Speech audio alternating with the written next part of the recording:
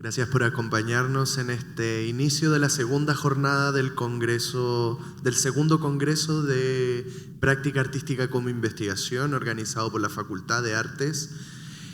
Y hoy tenemos la presentación de El cuerpo material e inmaterial en sus fronteras de Yanaína Leichi. Yanaína Leichi es actriz, directora y dramaturga postdoctoranda de la Escuela de Comunicaciones de Artes de la Universidad de Sao Paulo. En los últimos años, en trabajos como Stabat Mater, Camin 101 noches e Historia del ojo, un cuento de fadas porno noir, viene investigando sobre las relaciones entre teatro y pornografía, interesándose especialmente por los lenguajes híbridos, la perspectiva obscena que aproxima teatro y performance, arte y vida, fronteras difusas entre las prácticas artísticas y prácticas socioculturales. Sus trabajos ya fueron presentados en países como Francia, España, Portugal, Chile, Bélgica, México y Alemania. Su último trabajo, Deeper, es una experiencia inmersiva en realidad virtual en la cual investiga el universo digital y los estados disociativos de la conciencia en situaciones límite. Este año, bajo la invitación del Leaf Festival de Londres y de la Green Break Company, dirige el trabajo The Thrills and Passions of Infamous Women, aproximando prácticas jurídicas con el teatro.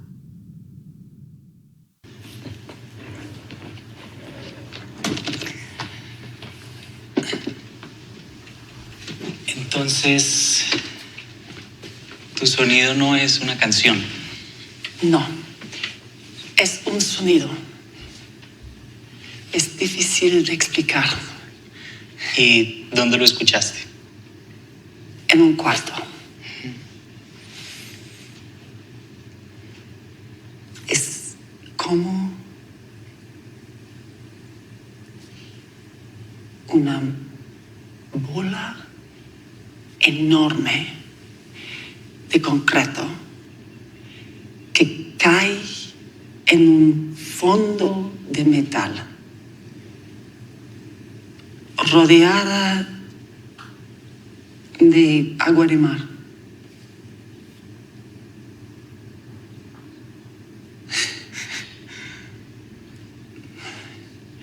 De pronto es imposible.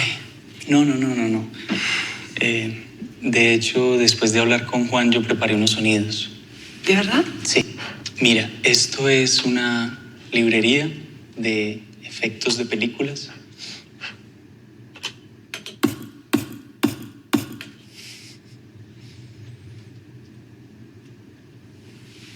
Stomach hit wearing hoodie. Is that it? Ajá.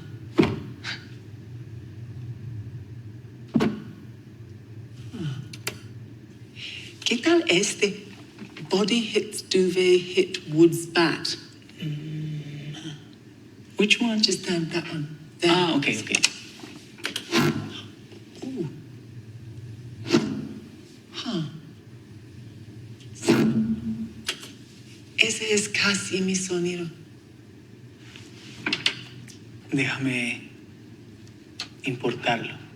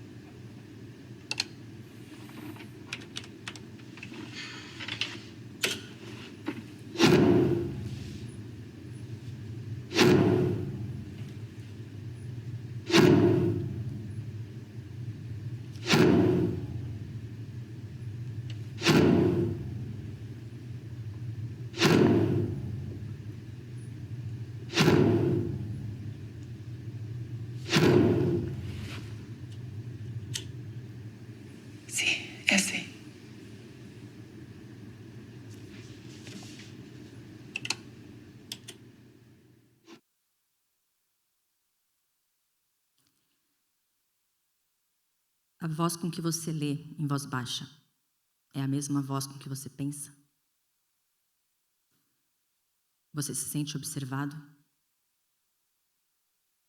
Você escuta comandos e não sabe de onde vieram? Se sim, você obedece os comandos? Na infância, você se relacionava com amigos imaginários? Se sim, qual o nome desse amigo? De 0 a 10, qual o seu nível de organização com a sua casa? Você etiqueta objetos? Você faz lista de tarefas? Você dorme sem tomar banho? Você já praticou sexo em locais públicos? Você já praticou sexo com pessoas desconhecidas? Você já praticou sexo? Em uma escala de 0 a 10, qual é a sua tolerância para a dor? Você já cometeu algum crime? Em uma escala de 0 a 10, qual a gravidade desse crime segundo as leis do seu país? Em uma escala de 0 a 10, qual a gravidade desse crime segundo a sua própria moral ou culpa? Você faz ou fez uso de substâncias ilícitas? Se sim, qual a sua substância ilícita favorita? Ao ser visitada por uma entidade e despertar grávida, você entra em pânico e presume assédio sexual, realiza um aborto, contribui para a fundação de uma religião, não possui útero. Ao se deparar com um acidente fatal na rua, você tapa os olhos com as mãos, mas observa por entre os dedos, se aproxima o máximo que pode dos cadáveres, pede para que os envolvidos realizem uma boa passagem, desvia seu trajeto e não observa o acidente. Perante um pensamento obsessivo, você procura um terapeuta, procura um exorcista, procura uma benzedeira, procura por sexo, procura por comida. Ao observar seu próprio corpo em uma mesa de cirurgia, você preocupa-se com a higiene dos materiais usados, julga a beleza do seu corpo estirado na maca, ignora o corpo e vai passear por outros ambientes, sente pavor. No corpo humano, qual o seu órgão favorito? Ao ser vítima de uma situação de porno revanche, você denuncia a situação e busca os meios legais para resolvê-la, muda de cidade e assume uma identidade falsa, inicia uma carreira como profissional do sexo. Ao analisar suas redes sociais, é possível notar que você é um low profile por ser ocupado, você é um low profile por ser inseguro, você é um low profile por achar que rede social é uma perda de tempo, você não é low profile. Ao analisar suas redes sociais, é possível notar que você trabalha com a sua imagem, você trabalha para plataformas virtuais, você trabalha com sexo, você não trabalha. Ao analisar suas redes sociais, é possível notar que você se alimenta bem e se exercita, você realiza skincare, você gosta de viajar, você tem animais de estimação. Ao analisar as redes sociais do seu parceiro ou parceira, você não analisa, averigua cada pessoa que curtiu cada foto e averigua cada novo seguidor. Não tolera a postagem de fotos sensuais. Discute por comentários que contenham emojis em excesso. Você já experienciou alguma dessas situações via vídeo? Consulta médica, sexo, sessão religiosa, funeral ou parto. Você entraria na Deep Web para assistir pornografia, ver snuff vídeos, se reunir a grupos anarquistas lutando contra o controle algoritmo. Outros não entraria. Em média, quantas horas por dia você passa na frente das telas? Quais as suas expectativas de satisfação para essa sessão em uma escala de 0 a 10? Hoje é um bom dia para morrer. É um ditado popular mexicano. Sobre o dia de hoje e a sua possível morte, você concorda? Discorda? É indiferente. Bom dia. Não é boa noite? Existe um som conhecido por sound, ou simplesmente É um som grave, contínuo, que algumas pessoas afirmam ouvir em determinadas regiões do mundo. Ele é descrito como um zumbido de baixa frequência que pode ser comparado ao som de um motor distante ou ao barulho do fundo de uma máquina. Uma explicação sugere que o possa ser causado por atividade sísmica ou pela movimentação de placas tectônicas que geram vibrações de baixa frequência. O som pode ser gerado por grandes indústrias, redes elétricas ou mesmo dutos de gás ou petróleo que produzem vibrações com frequências baixas que algumas pessoas são mais sensíveis para ouvir. Alguns estudiosos propõem que o possa ser explicado por fatores psicológicos, sensibilidades auditivas, ou ainda como a percepção de ruídos internos do corpo, como o próprio sangue circulando pelas veias e artérias. Ainda não há uma explicação definitiva para o fenômeno. Eu comecei a ouvir um som, quase que constantemente, há mais ou menos 1 ano e meio. A primeira vez que eu busquei ajuda para tentar entender ou intervir nesse som, eu tive que responder a um formulário, no qual, dentre as várias perguntas, estavam: se o som me deixava ansiosa, e se sim, qual a intensidade dessa ansiedade de 0 a 10? Se eu sentia como se quisesse ou precisasse fugir do meu próprio corpo, e se sim, qual a intensidade desse sentimento de 0 a 10? E se o barulho me causava ideações suicidas? Nunca, raramente, frequentemente, sempre. As respostas nessa ordem foram sim, 9, sim, 9, raramente. Ouvi com uma atenção particular as perguntas que a médica, uma otorrinolaringologista especialista em zumbido, me aplicava oralmente, porque nessa época eu já estava às voltas com dezenas de formulários disponíveis online e em manuais de toda sorte por conta de um projeto artístico. A maioria sobre saúde mental e psicologia comportamental, como o famoso teste Rorschach, que usa manchas de tintas abstratas para analisar como os indivíduos percebem e interpretam imagens e a relação disso com seu funcionamento emocional. Esse teste ele ficou famoso por ser usado para identificar traços de perturbação relacionados a sociopatias. Por exemplo, a depender do que cada uma aqui está vendo nessa mancha, seria possível saber quais chances de você ser um psicopata.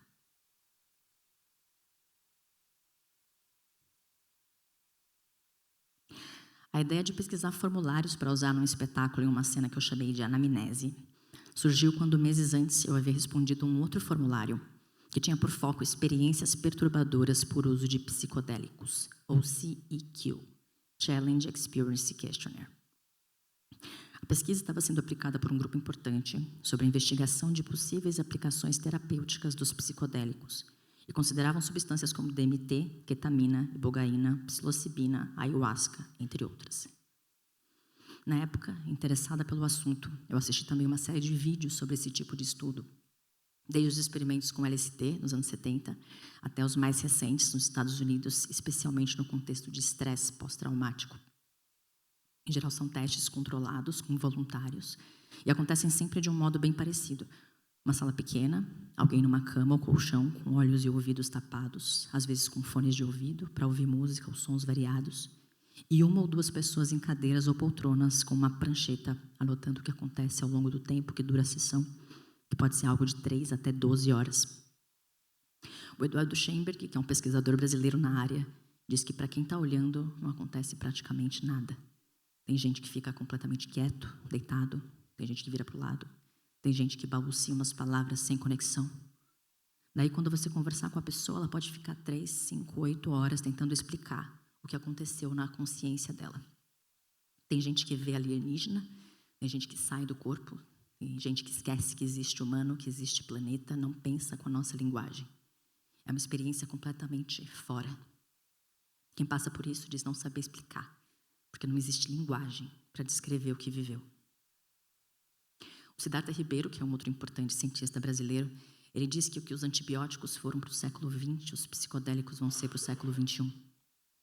Mas, para além disso, e toda a tentativa de validar cientificamente o que ficou relegado ao misticismo, primitivismo ou simplesmente o preconceito contra as drogas, os psicodélicos têm sua face mais profunda no que os povos tradicionais entendem como um exercício sobre a morte, ou algo que tem a ver com aprender a morrer.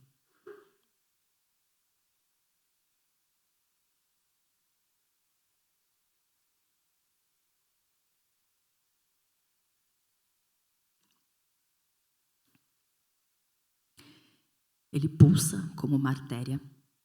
É composto de ondas graves de frequências variadas. Toma toda a cabeça de modo que não parece fazer sentido localizar no ouvido. Ele parece até mais uma sensação, mesmo sendo às vezes ensurdecedoramente audível. Eu costumo descrever como se eu tivesse caído dentro de um buraco negro, ou como se tivesse uma espécie de porta ou janela aberta para um lugar que tem outro som, outra atmosfera, algo que não é aqui, que não está aqui. Na segunda tentativa de lidar com o barulho, eu procurei uma outra especialista, agora não médica, mas da psicanálise. Ela me perguntou ao que eu associava o som. Eu não hesitei e respondi: perigo.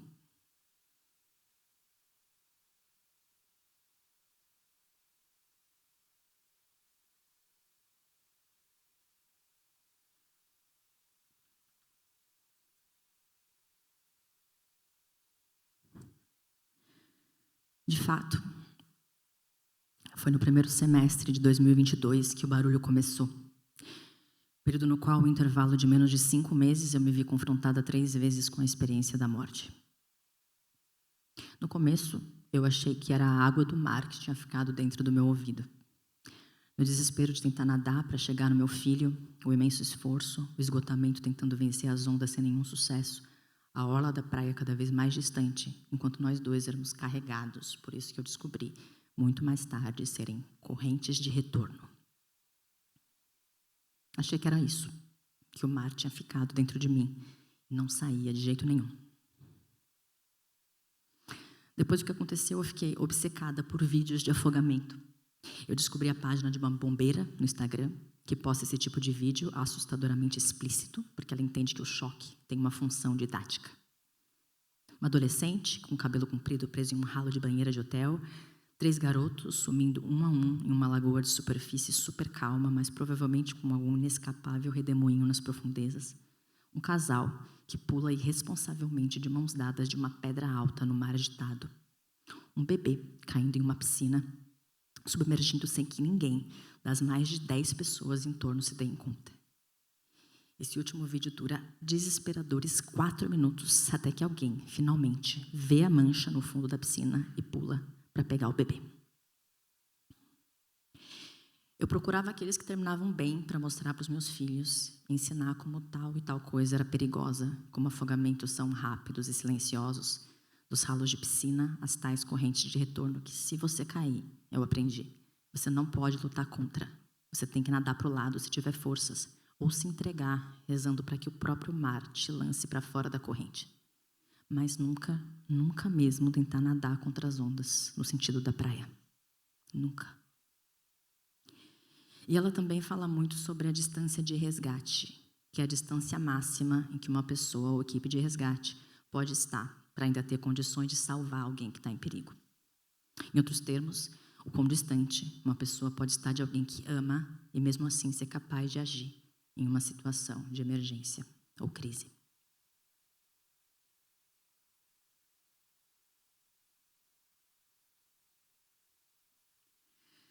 Coincidentemente ou não, 2022 era o ano em que eu trabalhava intensamente sobre a obra de Georges Bataille, conhecido pela sua relação intensa e fascinada pelo sexo, pela loucura e pela morte.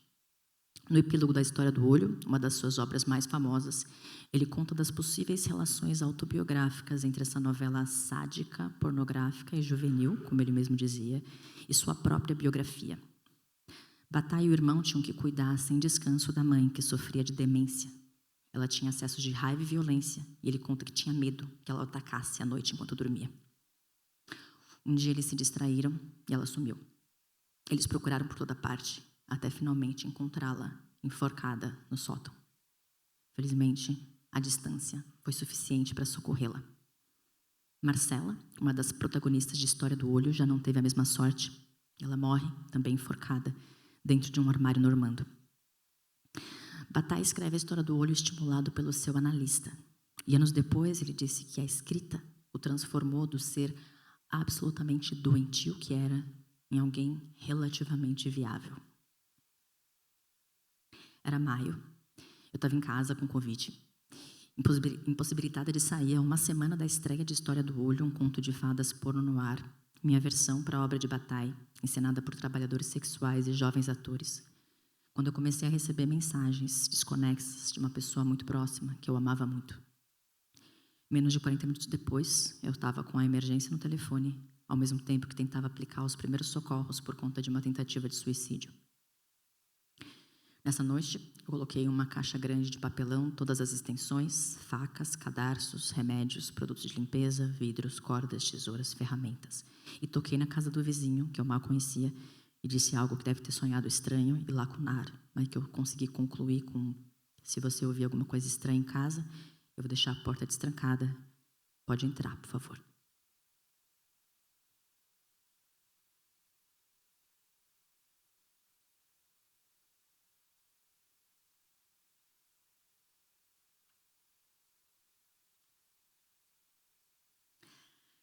Há imagens que nos tocam, não muitas, que nos acompanham por toda a vida. O que acontece quando nos saltam aos olhos pela primeira vez é tão poderoso que seu efeito dificilmente deixará de ser sentido. Imagens que atormentam, que interrompem determinada ordem, imagens que demandam serem olhadas de novo, como num círculo que gira e desaparece no tempo. Bataille descreve mais ou menos desse modo a relação que ele mantinha com as fotografias de um fato que ficou conhecido como o sacrifício dos 100 pedaços. As 4 únicas fotografias que restaram mostram um homem asiático sendo supliciado em praça pública por ter matado seu imperador. Sua pena, ter sua pele e partes do corpo arrancados, ainda vivo, diante de uma multidão que olhava entre horrorizada e fascinada. Mas o que chama a atenção de Bataille são os olhos de Foutu. Olhando para o alto, o rosto lívido, como em êxtase.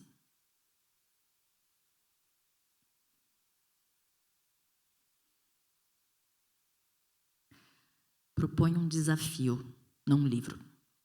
É com esse convite que Bataille inicia a sua obra A Experiência Interior, de 1943.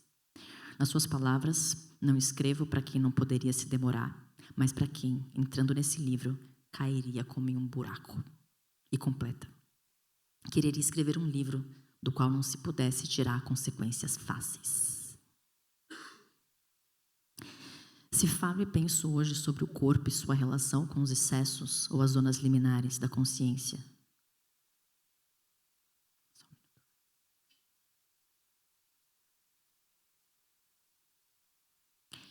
Se falo e penso hoje sobre o corpo e sua relação com os excessos ou as zonas liminares da consciência, é estritamente do ponto de vista de um desafio, a partir do qual não se possa tirar consequências fáceis.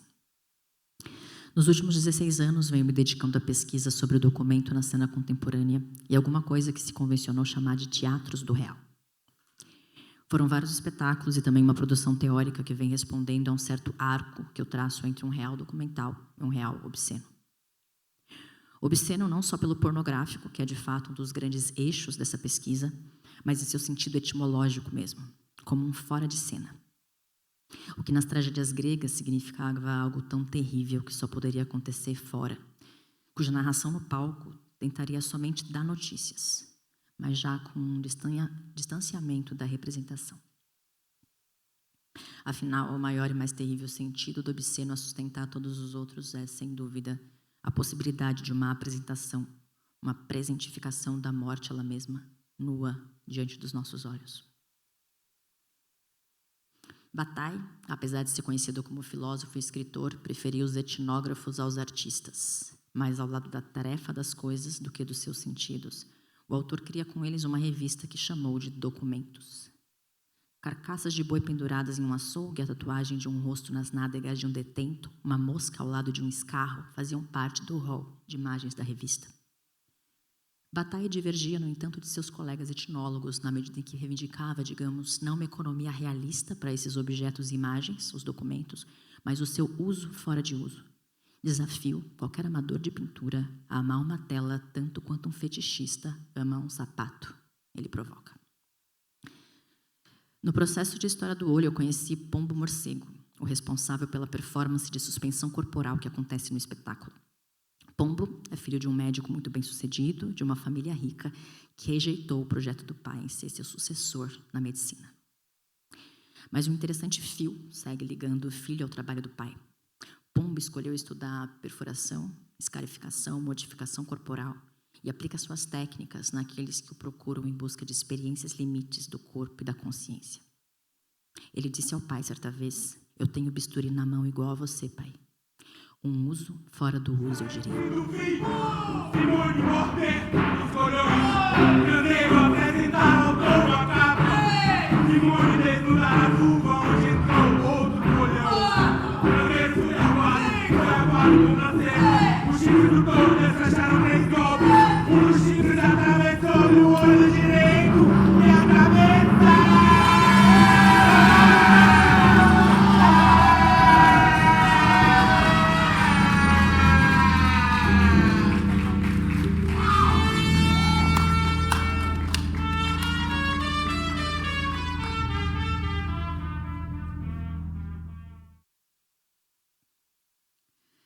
Bataille foi chamado de místico por filósofos mais sérios, tipo Sartre, pelas suas relações com práticas orientais como meditação, uso de alucinógenos e pelos boatos de ter criado uma espécie de seita, cujo um dos projetos era realizar um sacrifício humano.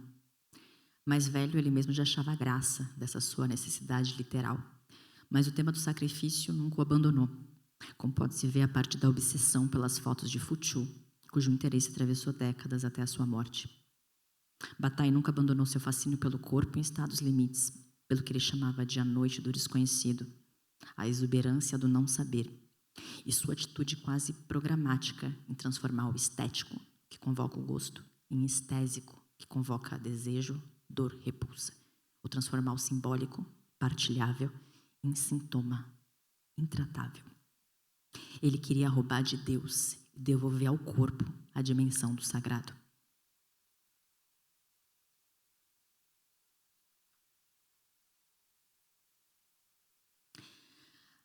I Am My Own Laboratory é o nome de um vídeo experimental no qual uma mulher, Amanda Fielding, conhecida por sua abordagem não convencional da ciência, se submete a uma autotrepanação. O ano é 1970 e ela, com um instrumento cirúrgico, perfura a testa até trespassar o próprio crânio. Em várias culturas antigas, acreditava-se que perfurar o crânio ajudaria a tratar condições como convulsões, enxaquecas ou doenças mentais, permitindo a liberação de espíritos malignos ou aliviando a pressão dentro do crânio. Amanda é uma referência nos estudos psicodélicos, ativista pelo seu uso no campo da saúde mental, e realiza autotrepanação para explorar os efeitos que isso teria em sua própria consciência. Me chamou particularmente a atenção o fato de um experimento caseiro de caráter científico, a partir de uma prática medicinal milenar, virar uma peça de arte numa galeria de arte contemporânea como o MoMA.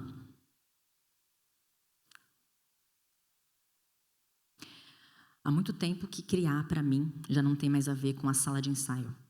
Ou se tem, é na medida que a palavra ensaio também comporta algo de um estudo sobre as formas que pressupõe uma ideia de processualidade e experimentação, ou mais ainda, um tubo de ensaio, como nos modelos laboratoriais. Você aceitaria fazer uma cena de sexo comigo, dirigido pela minha mãe? Foi a frase lançada aos atores pornôs que participaram do processo de casting para o espetáculo Stabat Mater de 2019. Naquele momento, trazer a pornografia para o teatro era uma operação bastante racional sobre os dispositivos de gênero e sexualidade. O que acontece se uma atriz convencional, como me disse um dos atores, se predispuser a gravar uma cena de sexo explícito com uma celebridade do pornô brasileiro? O que acontece se minha mãe real estiver envolvida nesse processo? Mas a experiência é aquela para a qual não há desfecho presumido. E o encontro com a pornografia, a gravação da cena de sexo e seus bastidores, me obrigaram a encarar meus próprios fantasmas, meus não ditos sobre a sexualidade. Em 2020, durante a pandemia, inverto a equação e decido agora levar o teatro para a pornografia, criando um novo programa que consistiria em trabalhar por 101 noites em uma plataforma online de sexo pago. Usando a mesma máscara e peruca que eu uso em Stabat Mater, instruída por cam girls profissionais, durante 101 noites me dedico ao encontro com centenas de clientes que, protegidos pelo anonimato, buscam um espaço para a realização de fantasias, fetiches, para a confissão de segredos. Ou simplesmente a procura de contato, em um momento que os encontros ficaram restritos por conta de uma pandemia que acometeu o planeta. Foram mais de 400 horas online, 200 horas de registros em vídeo, 2.000 páginas transcritas a partir de diálogos reais, colhidos etnográfica e performativamente no universo pulsional do erotismo e das fantasias masculinas. Mas também das minhas próprias, da qual talvez a maior era uma disponibilidade total para um, por vezes, arriscado jogo do sim. Coloquei meu corpo e meu psiquismo à disposição e me predispus a receber todo o gozo, toda a alegria, toda a dor e toda a perversão que se manifestasse diante de mim, para mim, ou para a persona mascarada que eu criei para me autorizar tudo isso. Posso dizer que essa experiência foi talvez uma das coisas mais intensas que eu já vivi depois de me tornar mãe. E não à toa eu aproximo as duas vivências. Algo da ordem do outramento, da dispossessão, até o limite de um estranho desfazimento que provocou uma espécie de desidentificação com os próprios nexos, que até ali haviam justificado uma certa coesão biográfica. Meses depois do fim do experimento, eu lembro que durante uma sessão de ayahuasca eu tive a sensação vertiginosa de que o meu romance familiar se dissolvia diante dos meus olhos. E nada daquela narratividade que até ali havia amarrado um certo sentido de vida se justificava mais. Daí eu olhei para o meu braço e eu o vi como um braço, somente. Um braço e um corpo sem vida. E pensei, sem nenhum espanto ou temor, é assim que vai ser quando eu estiver morta.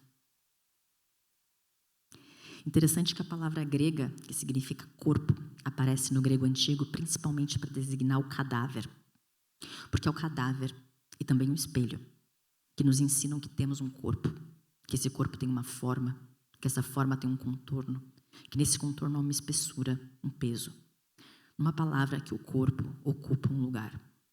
É graças a eles, ao espelho e ao cadáver, que o nosso corpo não é pura e simples utopia. Ao mesmo tempo que jamais poderemos estar ali, onde está a nossa imagem no espelho, muito menos onde está o nosso cadáver. Nesse dia, eu tive alguma coisa que depois um amigo disse ter sido um surto psicótico, inaugurando o ano de 2022 e os encontros com a morte dos quais eu falei no início dessa apresentação. Das várias tentativas de descrever a sensação daquele dia, uma delas foi usando a imagem de um poço escuro, onde eu caía infinitamente, tentando me agarrar na parede com as unhas. Em meio ao desespero e desintegração total, eu lembro de dizer por diversas vezes, meus amigos, meus amigos, meus amigos. Era como uma corda que eu lançava à superfície na esperança de que alguém soubesse como me trazer de volta.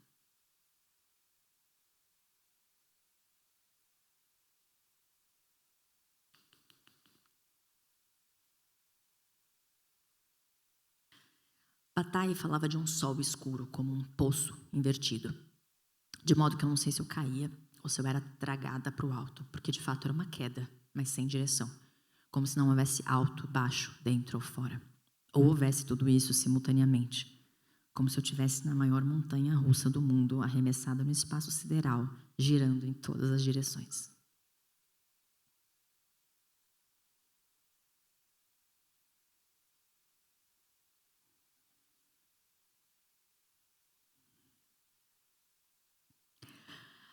A intensidade dessa experiência me lançou, mau grado meu, em uma nova espiral de criação e pensamento, que resultou em um experimento em realidade virtual que eu chamei Deeper. Nesse processo, o estudo das psicoses e dos virtuais serviu como uma espécie de paixão restaurativa, enquanto eu tentava sobreviver a uma fase turbulenta. A arte e o pensamento, mais uma vez, respondendo às exigências das marcas do seu desassossego.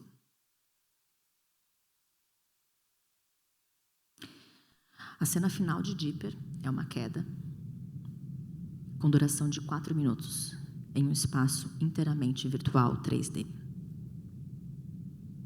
4 minutos é o tempo que o cérebro suporta sem oxigênio ou em uma parada cardíaca e respiratória antes de entrar em uma morte clínica ou ficar gravemente sequelado. É nesses 4 minutos que seria possível conceber uma possibilidade racional para a produção imagética tão lúcida de pessoas que relatam terem tido experiências de quase morte. Morrer, ou quase morrer, segundo esses relatos, seria algo próximo de uma viagem virtual feita de paisagens de um metaverso interativo, onde lhes é permitido transitar por mundos, por vezes absolutamente fantásticos, de forma mais real do que qualquer sonho já possibilitou.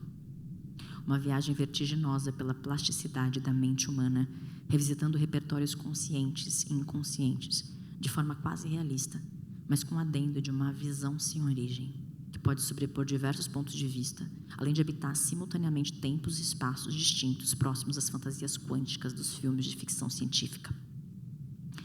Num dos muitos relatos que eu ouvi de pessoas que experimentaram a morte de muito perto, uma pessoa descrevia a sensação, como se um apagador de louças batesse um contra o outro e o corpo dela se espalhasse, feito giz, por toda a atmosfera. Uma outra descreve que o tempo era um mapa cartográfico, como uma grade. Ela podia ver a si mesma em 3 planos distintos, concluindo que nós somos apenas pulsos elétricos. Uma outra disse ainda ter acessado uma espécie de dadosfera descomunal, onde aprendeu várias coisas, e uma delas é que o amor não era uma emoção, um sentimento, mas uma tecnologia que dá sentido ao viver. Recentemente eu conheci, através de uma amiga e pesquisadora, a Lívia Machado, o filósofo Muniz Sodré, que fala sobre a ideia de utopia a partir de outras cosmovisões, como um modo de flexibilizar a rigidez do tempo através da flexibilização do espaço. É possível estar aqui e estar em outro lugar, tornando o tempo uma categoria reversível. E essa seria uma forma de criar estrias num espaço liso, fazendo referência a Deleuze. Ele conclui dizendo que o transe é uma tecnologia que deve ser levada a sério. E cita para isso não os cultos de sua origem africana, mas Rilke, Nietzsche e Jorge Amado, dentre muitos outros filósofos, artistas e cientistas que criam entre o conhecimento, a imaginação e a vidência em uma experiência de despossessão radical. Sigo profundamente interessada pela plasticidade da consciência e do corpo em zonas liminares e na relação com a tecnologia e a virtualidade. Meu próximo projeto é sobre a morte, os sonhos e videogames. Meu filho mais velho adorou a ideia e tem me ajudado nos primeiros esboços. Como pensar a ciência e a tecnologia no ponto em que ela toca a imensidão do desconhecido, do mistério, das grandes questões sobre a vida e a morte? No ponto em que ela toca outras cosmovisões que não operam dentro de uma lógica binária entre a natureza e a cultura, racional e irracional, sujeito e objeto, material e espiritual. Talvez, numa sociedade pautada pelo consumo e pelo show do eu, acolher a morte e o sonho como parte substancial da vida seja um modo de sair de si.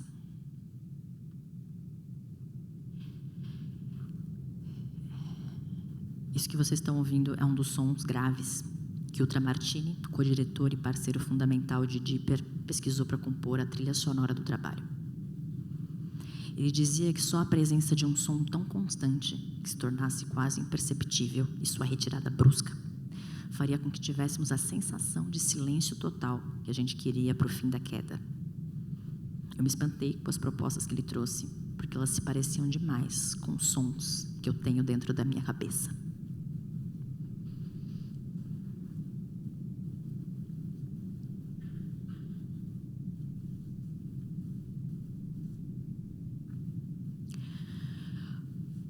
O terceiro especialista que eu procurei, ainda na busca de lidar com o meu barulho, foi uma espécie de terapeuta holística que a minha irmã mais velha me indicou. Eu lembro dela colocar luvas brancas de borracha nas mãos, besuntar os dedos em um tipo de óleo e introduzir o dedo mindinho na minha narina direita. Ela dizia para eu relaxar, para que os músculos cedessem. Eu sentia uma dor terrível, parecia um parto ao contrário, feito por esse minúsculo canal. Eu lembro de ter certeza que o dedo dela tinha atravessado toda a cavidade nasal e tinha atingido meu olho.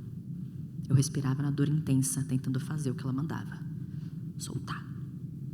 Até que em um momento, de repente, ela deslizou o dedo para fora de uma vez e foi como se minha narina tivesse se tornado um imenso canal, um tubo, e eu senti como uma explosão silenciosa no meu cérebro, um vácuo, um clarão, e entrei em uma espécie de tremor com choro, que era uma mistura de alívio e êxtase.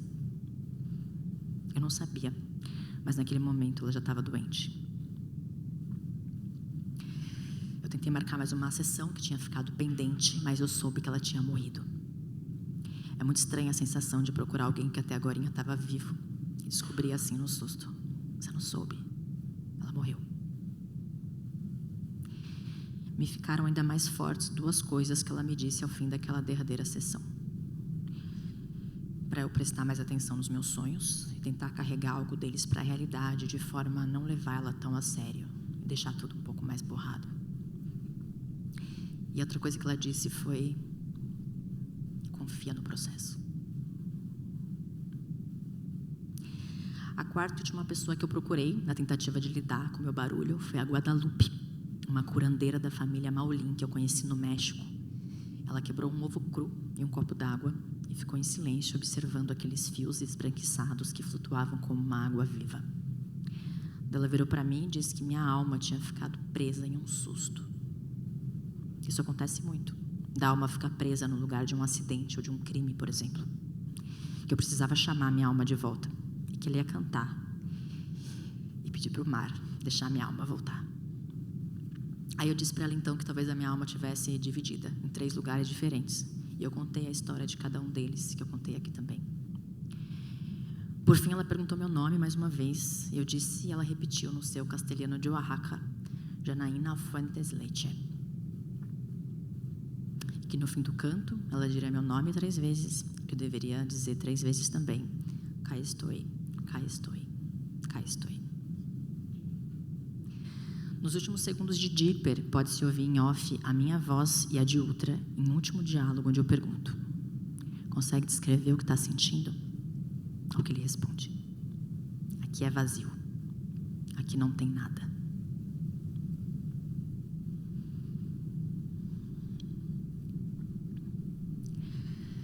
Tao, na filosofia chinesa, é igual a sentido, que é igual a nada.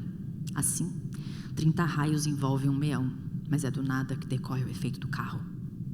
Transformamos os pratos e panelas em vasilhas, mas é do nada que decorre o efeito da vasilha. Lavramos portas e janelas para uma sala, mas é do nada que decorre o efeito da sala. Por isso, se alguma coisa produz a realidade, é o nada que produz o efeito.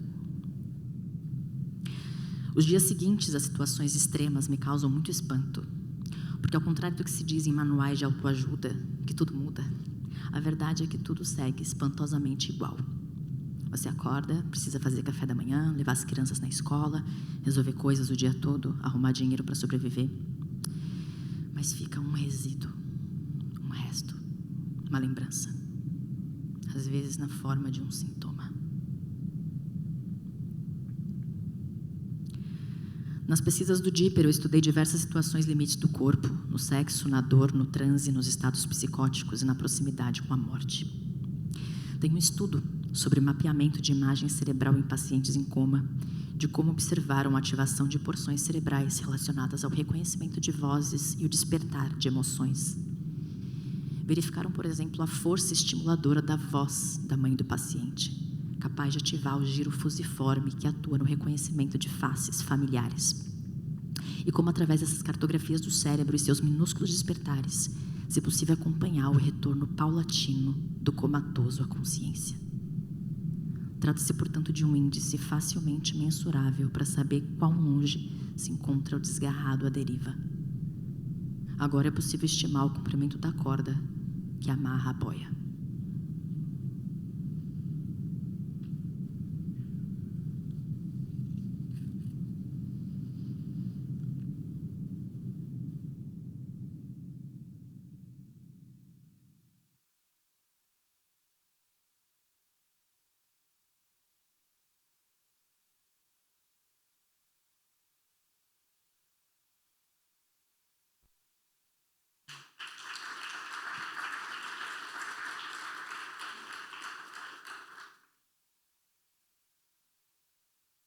Faltou eu te perguntar, a professora, como foi que nasceu essa ideia de você escrever sobre isso? Bom, a professora, primeiramente, uma aula ela deu pra gente comer um bolinho Madeleine e a gente tinha que descrever como que era o bolinho Madeleine 1 semana depois. Tipo, descrever tudo ele. tudo que tinha, o gosto, o sabor, o formato.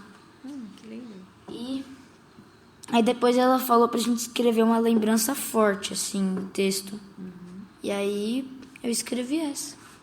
Te veio assim de... Sim. E como foi ter escrito? Foi legal, tá? Você se sentiu bem? Sim. Ficou bem bonito. Valeu. Fazer a outra. Como é que é mesmo a outra versão? É tipo um texto por tempo, assim. Que começa, sei lá, 6 horas antes de eu e minha mãe quase se afogarmos. Aí 5 horas, 4 e assim por diante. Até a hora que descreve. E aí depois ainda, sei lá, 20 minutos antes de eu e minha mãe salvarmos. Tipo isso. Ah, legal. Tá bom, então. Obrigada, querido.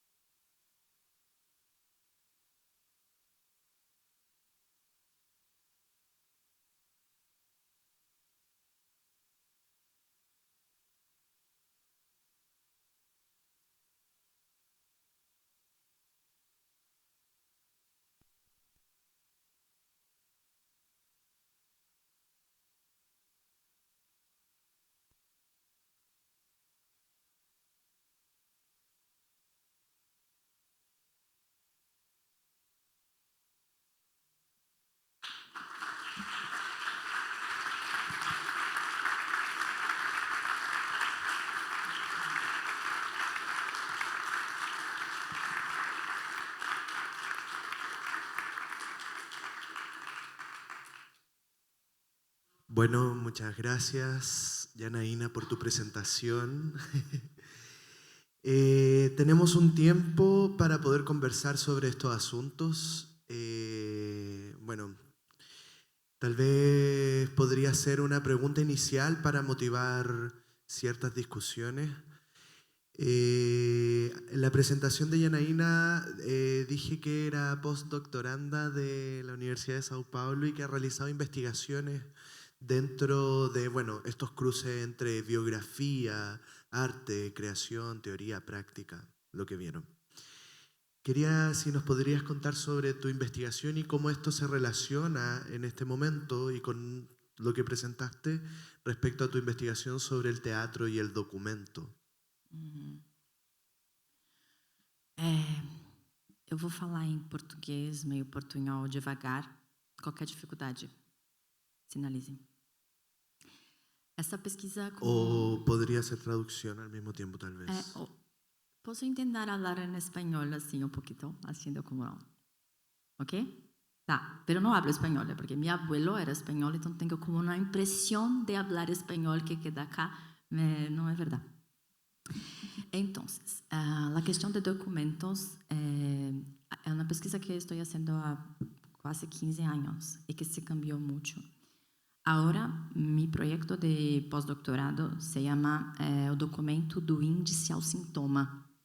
Del índice al sintoma, de la idea de un documento que es pensado como prueba de lo real, que afirma una cosa, que dice eso se pasó, eso tuvo lugar. Y la idea de un documento como sintoma, que es una cosa que empecé a pensar a partir de la obra de Georges Bataille. Essa revista que cito, que é Document, que é um caderno que foi criado junto com etnógrafos, era no contexto do movimento surrealista. Mas o Bataille ali ele já tinha uma espécie de ruptura com os surrealistas, como o André Breton, que ele acreditava pensar a arte de uma forma muito ideal. E o que ele queria era justamente por isso ele vai para perto dos etnógrafos, a dimensão de coisa. Ele fala mais tarefa do que sentido. Mais tarefa do que sentido. Essa dimensão, o documento, para mim, ele se encontra, né?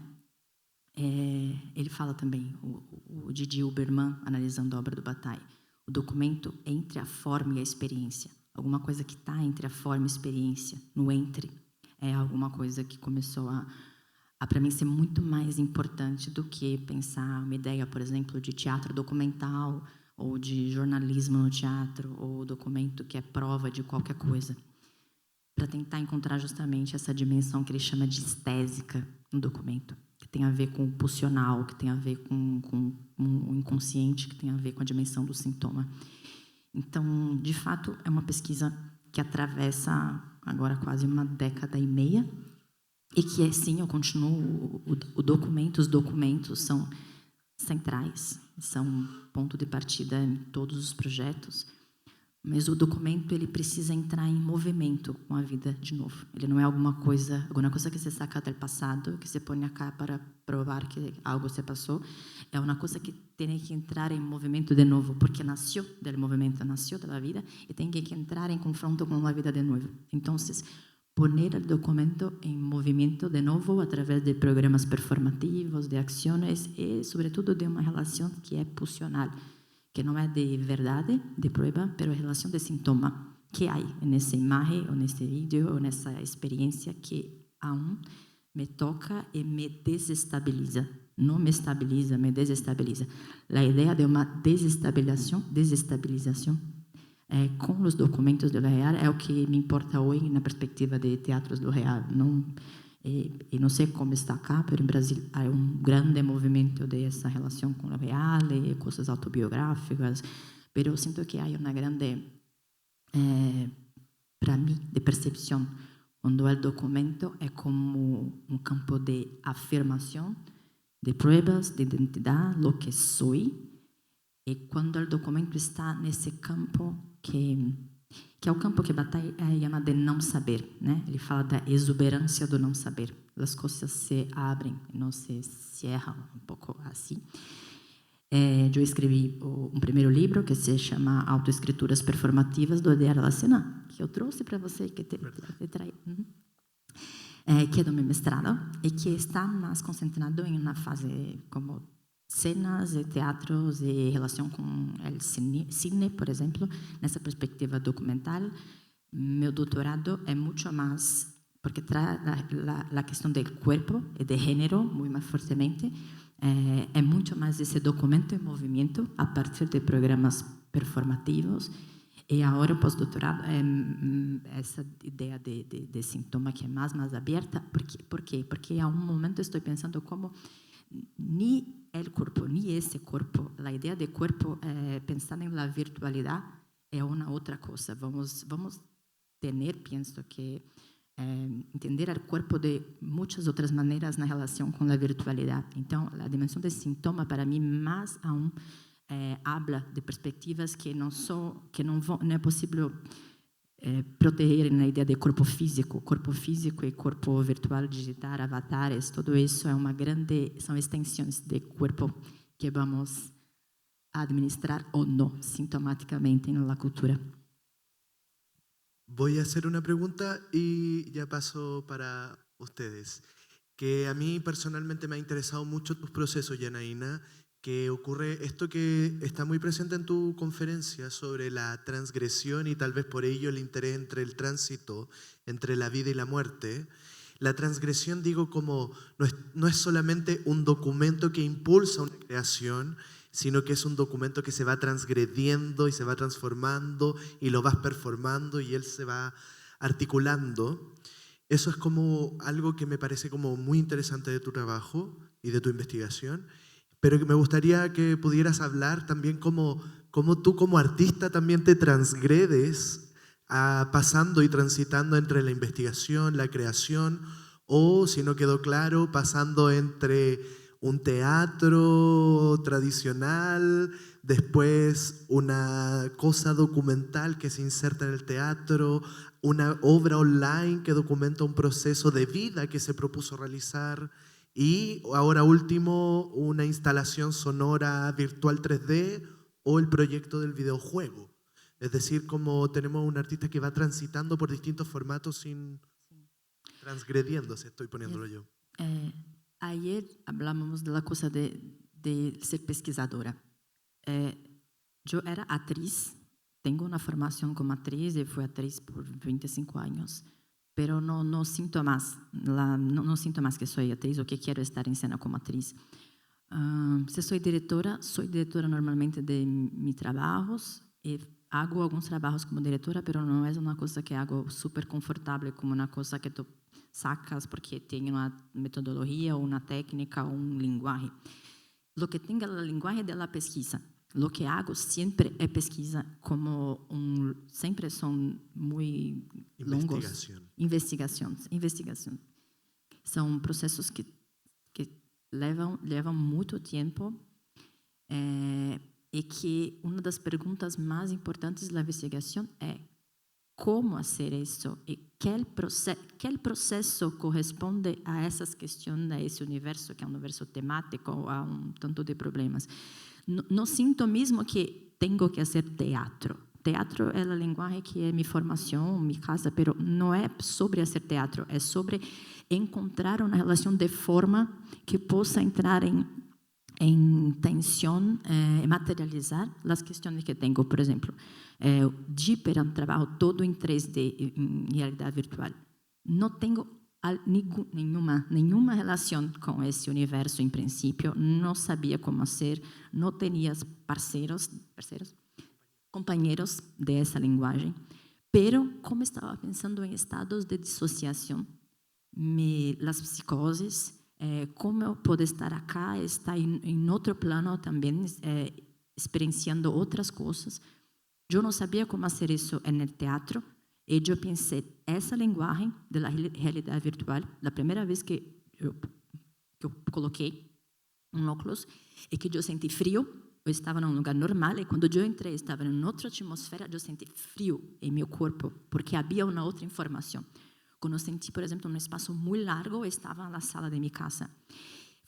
Isso é uma linguagem que potencialmente há muitas coisas para fazer nessa dimensão de dissociação de espaço físico e espaço digital.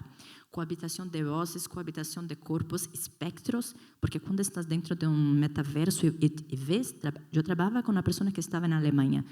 E ele entrava no metaverso comigo e eu via seu avatar que se acercava de mim e eu tinha uma muito estranha, rara sensação de que estava cerca dessa pessoa com dois bonequitos muito feios que tínhamos porque não tínhamos uma super tecnologia. E tudo isso me encantou como possibilidade. Não penso que Jipper é uma obra acabada, porque não é sobre isso, ter uma obra final que é muito rara. É como manter o pensamento em funcionamento. Tanto que agora estou indo para um projeto de videogame, não é porque meus filhos jogam muito videogame, mas eu não sei jogar videogame, eu fazia quando era niña. Videojuego. Como? Videojuego. Isso, videojuego. Pero penso que há uma capacidade de imersão e também de dissociação peligrosa, incluso, se pensamos nas coisas de jovens, de niños ou com os videogames, mas não somente isso.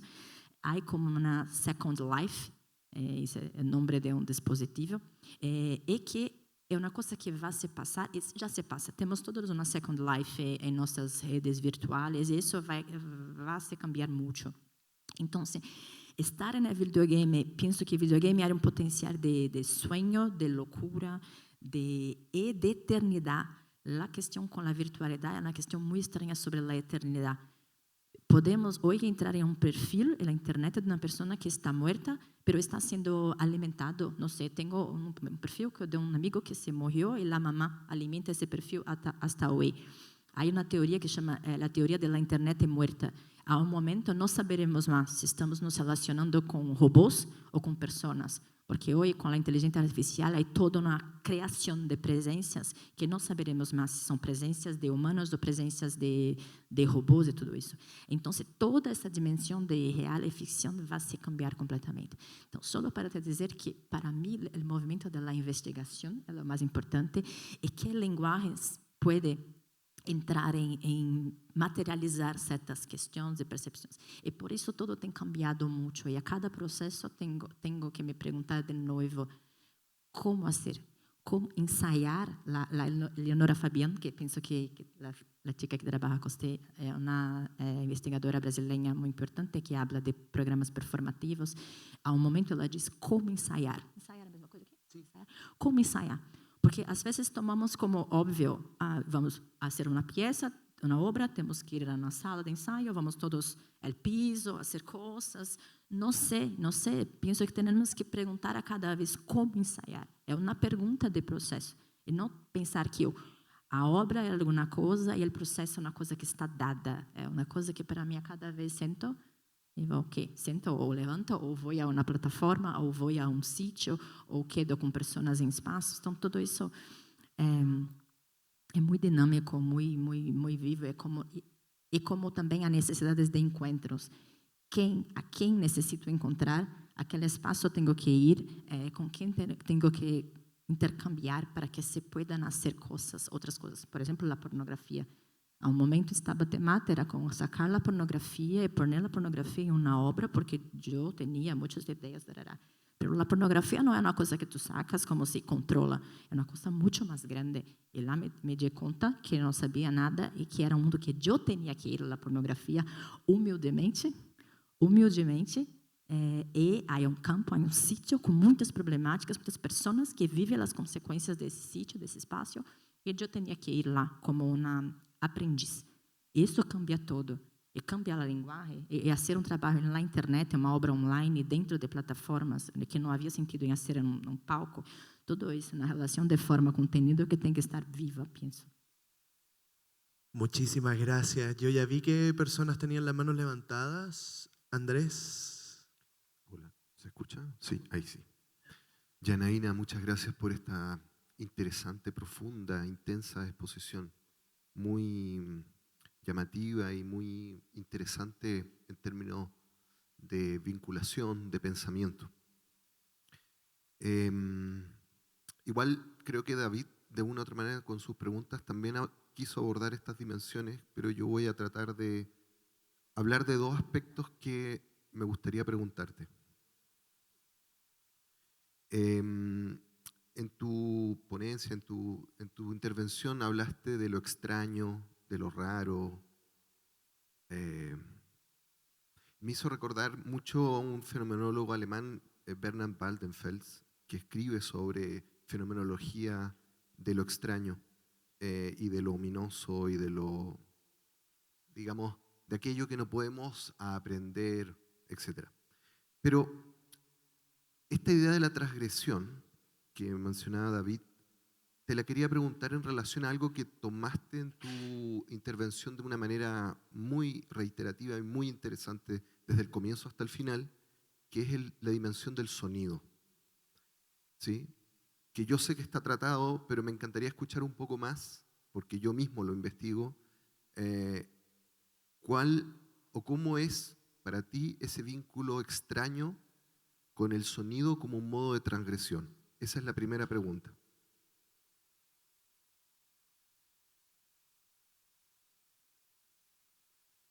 Y la segunda, muy breve, que también está conectada con la segunda pregunta que te hizo David, pero quiero ser más específico en eso. Tú, aparte de investigar y llevar a distintos formatos creativos, ¿tú enseñas? ¿Haces clase en una universidad? ¿Le entregas contenido a estudiantes de pregrado o posgrado? Y si es así, ¿cómo haces ese trabajo? Gracias. Tá. Perdão, porque não solamente meu espanhol não é bom, pero eu uso aparelhos no ouvido, porque sou sorda, então tenho que ter um pouco de ajuda.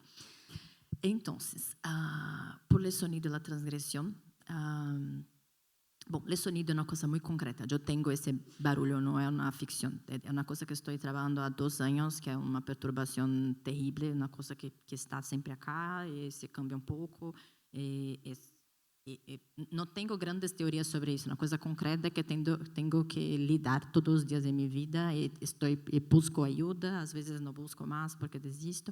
E lá, pero comecei a perceber a questão do sonido, que é um tema em minha vida, porque sou sorda e tenho que usar aparelhos de ouvido e tenho uma percepção de som muito particular em minha vida, em trocas, e com esse a mais de som, nesse momento comecei a pensar o sonido como uma virtualidade muito interessante, porque o sonido talvez é a primeira experiência de virtualidade. Se pensa, por exemplo, o teléfono, La primera cosa que podemos, por ejemplo, deslocar nuestro cuerpo fue a través del sonido.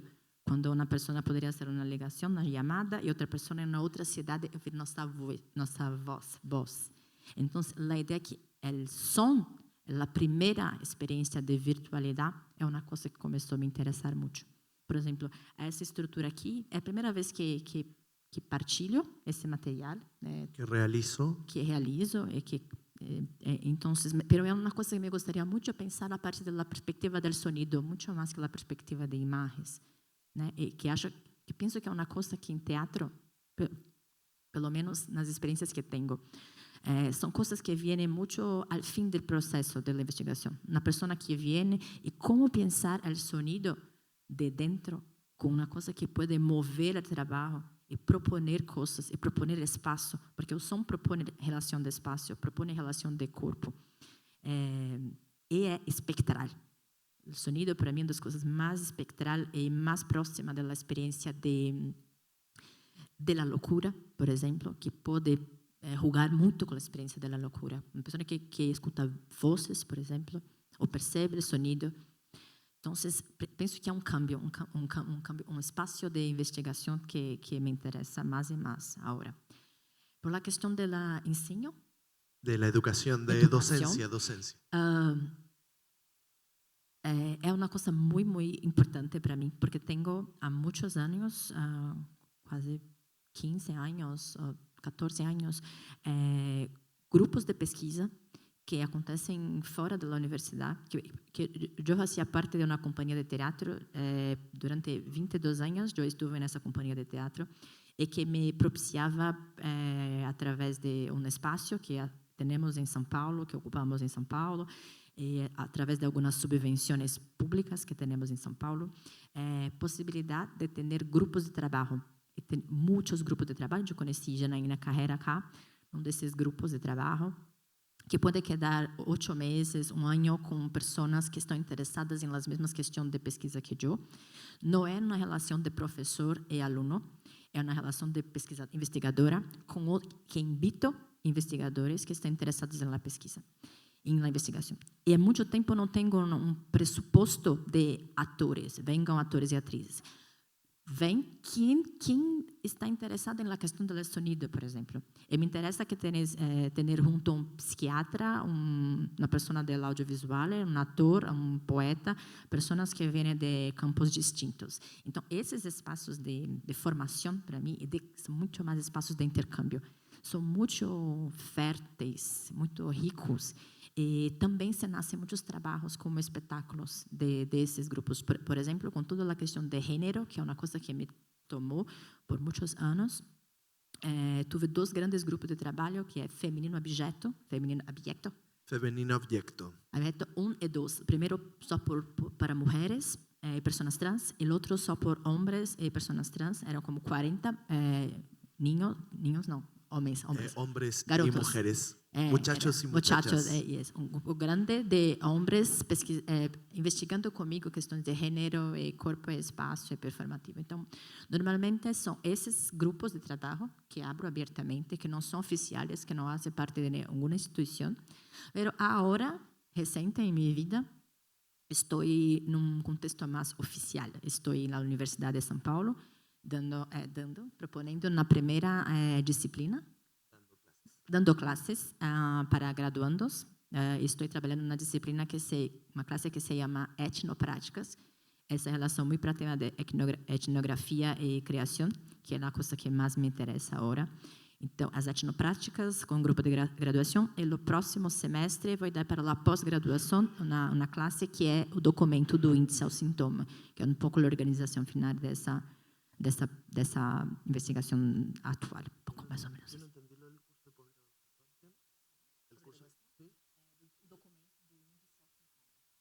El documento desde el índice al síntoma.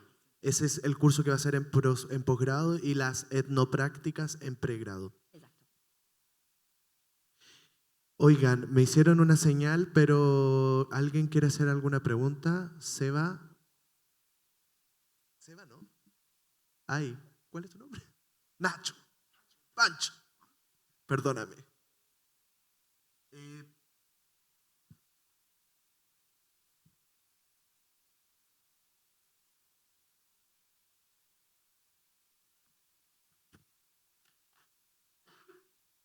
¿Aló?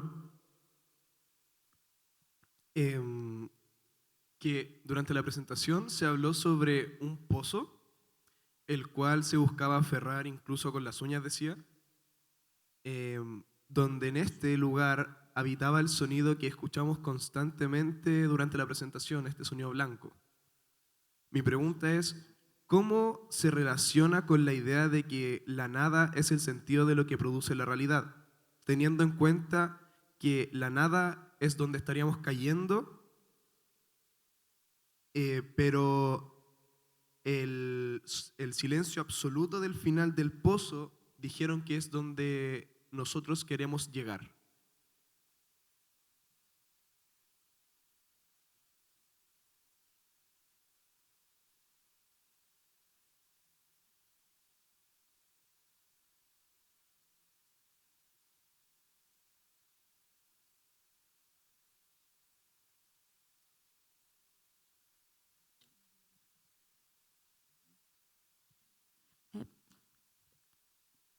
Penso que o que disse é muito mais uma percepção poética, porque não é coisas que sei explicar completamente, são escolhas para... Como? Son decisiones. São decisões, são composições para tentar criar imagem onde não há imagem. É muito mais isso. Estou falando de coisas muito... Como eu posso explicar a ti o sonido que tenho em minha cabeça? Como posso explicar a ti a percepção completamente desintegrada de um corpo que está em surto psicótico? ¿Cómo se dice surto psicótico? Un brote psicótico. Isso. Então, são coisas muito difíceis de criar e de explicar. Então, tudo o que descreviste são pequenas decisões para tentar dar imagem, dar forma, materialidade a uma coisa que é muito, muito, muito informe. Então, a imagem do poço é uma coisa que havia na obra de Bataille. Muitas vezes ele habla de um poço invertido, porque habla de um sol escuro, sol negro. É como o sol negro é um poço invertido. É uma imagem que estava muito forte, e quando eu tive essa experiência em meu próprio corpo, a sensação era de queda e de alguma coisa que eu localizei como essa imagem. E a questão do sonido, são um pouco as coisas que eu estava dizendo. Ultra Martini, a pessoa que faz a co-direção de Jeeper comigo, e é uma pessoa que sim estuda sonidos e pensa som e é músico. Ele gosta muito de pensar a isso como. Então, em um momento, ele falava para que não há silêncio agora. Não há silêncio. Temos muitas informações de som. Para haver silêncio, há, não sei se conheces a câmara, um tipo de câmara sem eco. É uma câmara que não há som e se escuta o sonido de sangue, de coisas assim. Pode quedar louco se está num espaço sem som. Num espaço de silêncio total, é muito cerca da loucura.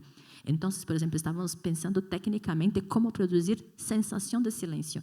E ele falava que isso, se tinha um som, a experiência de Jeeper dura mais ou menos 25 minutos.